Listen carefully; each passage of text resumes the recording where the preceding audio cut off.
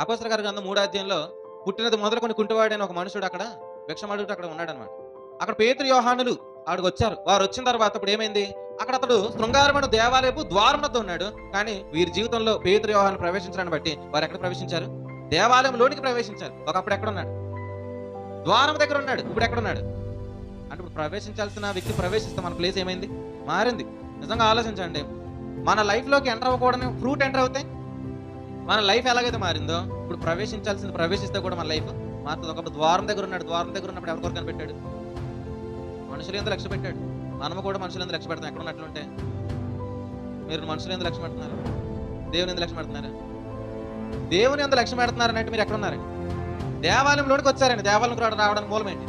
అక్కడ ఎవరు ఉన్నారు? యోహాను అని అర్థం ఏంటి? కృప. సో కృప ప్రవేశించింది, నన్ను దేవాలయంలోనికి ప్రవేశపెట్టింది. ఒకప్పుడు బలిపీఠాన్ని పట్టుకున్న వాళ్ళు ఎక్కడికి వెళ్ళాలి? ప్రత్యక్షపు గుడారం యొక్క ద్వారం దగ్గరికి వెళ్ళాలి. ద్వారంలో నుండి వాళ్ళు ఎక్కడికి వెళ్ళాలి? ద్వారం దగ్గరికి ఎందుకు వచ్చారు?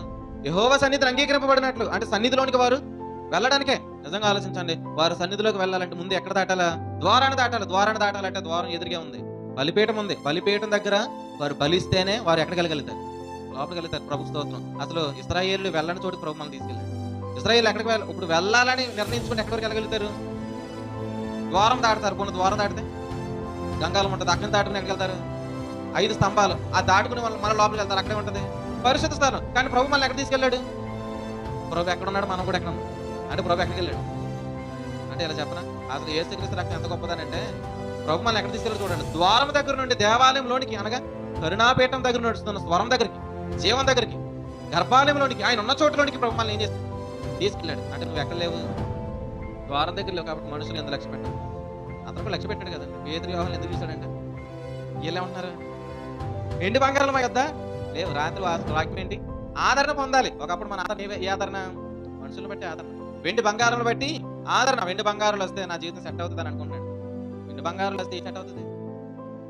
వాళ్ళేం సెట్ అవ్వ కదా. ఇంకా పుట్టినది మొదలుకొని కుంటువాడైనా మనుషులు అన్నాడంటే నీకు ఎన్ని చేస్తే కాళ్ళు సెట్ అవ్వ. కానీ పేతురు, యోహానులు ఏం సెట్ చేస్తారు? కాళ్ళు సెట్ చేస్తారు. ప్రభు స్తోత్రం. దేవుడి దగ్గర వస్తే మనుషులు సెట్ చేయడం, ఆయన మాత్రం సెట్ చేయగలరు. అందుకే దావీదు గారు ఏమంటారు? రాజు మనుషులను నమ్ముకున్నట్టు కంటే యెహోవాను ఆశ్రయించుట మేలు. కాబట్టి ద్వారం దగ్గర మన మనుషుల కొరకే కనిపెట్టాం.